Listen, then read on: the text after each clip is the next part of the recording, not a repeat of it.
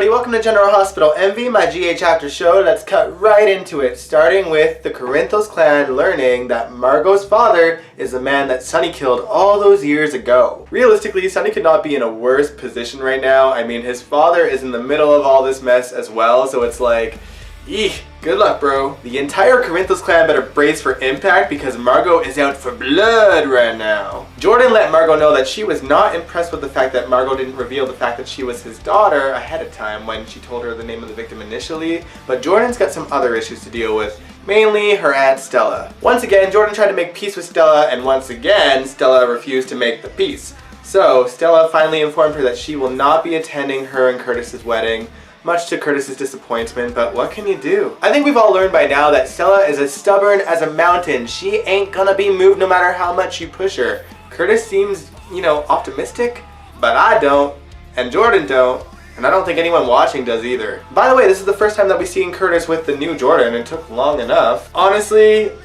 I'm kind of meh about them, but I'm gonna wait for more scenes and hold judgment until then as well, okay? Alright, so we've talked about some aunt and niece issues. Now let's talk about some mother-daughter issues, specifically between Christina and Alexis. Alexis is still having to walk around eggshells when it comes to Christina. Christina still feels like Alexis is over-hovering, which, let's be honest, she is. She always is. That's who Alexis is. Sam gives Alexis a lecture, try saying that 5 times fast, about not over-hovering when it comes to her daughter. Of course, Christina was listening in the kitchen as they had that conversation. Later on, Christina goes to the Floating Rib and gets an invitation to a concert in the park by some random girl that a lot of people are kind of speculating is going to be either a new love interest for Christina or Brad's sister. I mean, I think the Brad's sister thing comes along with, like, the fact that she's Asian, but Brad was around when she was handing out those flyers, so icky territory, guys. Icky territory! I guess she could be a sister that he is unaware about. But anyway, moving on. So Brad is at Charlie's pub because he's having a meeting with Alexis on Wiley. He is scared that the dad could claim the child at some point, but he can't. It's been too long. 31 days is the max. Although I feel like if Alexis knew the whole truth, there'd be a way around this whole situation. Brad, man, you are digging yourself a hole you will not be able to get out of. Not with Lucas, not with Alexis, not with Michael, not with your entire family. You're in too deep, man. In too deep. Moving on, let's talk about Finn and Anna for a bit because they're enjoying their sort of bliss after being kidnapped, but it's not going to last for long.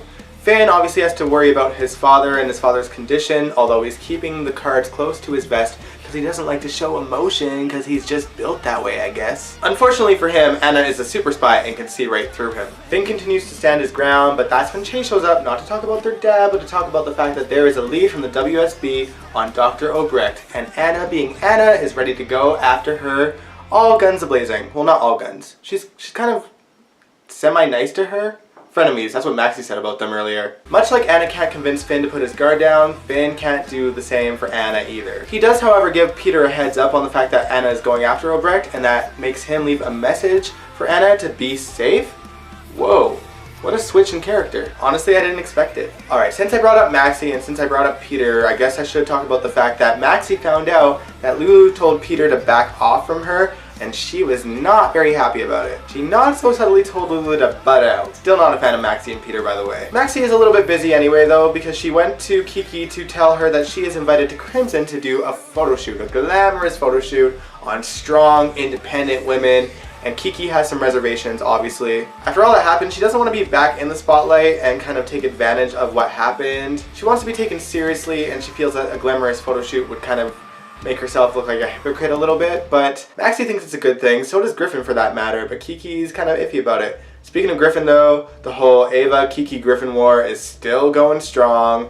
Ava's still out for blood. Kiki's being, in her face about it a little bit, having drinks at the bar while she's there with him and kind of giving them looks, that thing. Very subtle, Kiki. Very subtle. Ava could probably get herself another man anyway, specifically Ryan, because apparently to him, she looks a lot like Felicia from the back at least. It still amazes me that Ryan could be so bad at pretending to be Kevin and everyone's still kind of oblivious to it. This week he actually comes face to face with Felicia and Mac, of course, and Lucy again, and it was just really, really awkward. Felicia spent the whole time hating on Ryan and he just had to take it as if he were Kevin. She was like, I win, he's dead, I never have to see him again, I get to see my family and live my life, and he'll never touch me again. And then Ryan just grabs her hand. And in this moment, I'm like, how are you not figuring this out? Even if Ryan is like pretending to be Kevin and there's no inkling that Ryan is alive, that in itself was creepy AF. Like, all the alarm bells should be going off in your head right now at this point. He's so bad at being Kevin. You didn't even know your grandson's name, girl. Like, get a clue. Laura is coming back next week, so maybe she'll be the one to figure it out. She would have been back this Friday, except your shady politicians interrupted the show again. Just sipping the tea, guys, just sipping the tea. Alright, last but not least, the main story of the week was Oscar finding out that he had cancer. Cam had told him and he wasn't so sure if it was true, so he had gone to the general hospital to find out from his parents if it was true, and walked in on a consult between Terry, Drew, and Kim, and of course, all hell broke loose. He ran away from home and disappeared. Of course, Kim and Drew involved the cops in the matter, but luckily for them, Jason ran into Oscar on the pier. Jason, being Jason, actually managed to talk him off the edge, kind of told him his experience with being sick when he was young, and how it hurt his parents so much, and was the voice of reason, and he actually convinced Oscar to go and reach out to his parents and reunite with them again. Later, Jason goes to Sam and informs her that he now knows about Oscar's situation. Jason and Sam had a good talk about the situation, but my favorite part of it was kind of mentioning that Monica has been through so much loss, and Jason making plans to bring all the kids to the Quartermains. Like, it's so weird, it's so un-Jason-like, but at least he knows that this could hurt Monica a lot. For whatever reason, the Quartermains just seem to be marked for death no matter what writers and producers are doing this show. Like, it's mind-blowing to me because I love the Quartermains so much. They're, like, the whole clan of them, dead or alive, are my favorite characters on this show. So, like, why? Stop adding them on and then killing them off instantly. Anyway, I gotta give kudos to Tamara Braun, who plays Kim, and Billy Miller, who plays Drew, and Garen Stitt, who plays Oscar. They're all killing it with the storyline this week. It was so good. I'm mad at the story is being told because I don't want to see it, but I have to give them credit for their work because they're doing a good job. Anyway, it was a pretty decent week on the show. I mean, obviously the Oscar stuff was really good. I felt like the rest of the storylines going on kind of didn't go anywhere. Obviously the interruptions didn't help the show at all, but hopefully by next week we're going to be moving on. Hopefully no more interruptions as well. I'm excited to see Jeannie Francis. You guys know, hashtag Jeannie is GH. Like, I love her. I'm looking forward to Laura coming back. Before I end this video though, I gotta let you guys know that I will be out of town next week. I'm going back home to Montreal for a bit. So I might not be able to see Thursday and Friday's episode. And then I'm going to miss a few days after that for the next week. So I don't know where GHMV will be this week in particular. I'll have to play catch up the following week as well because I'll be gone for half of the following week as well.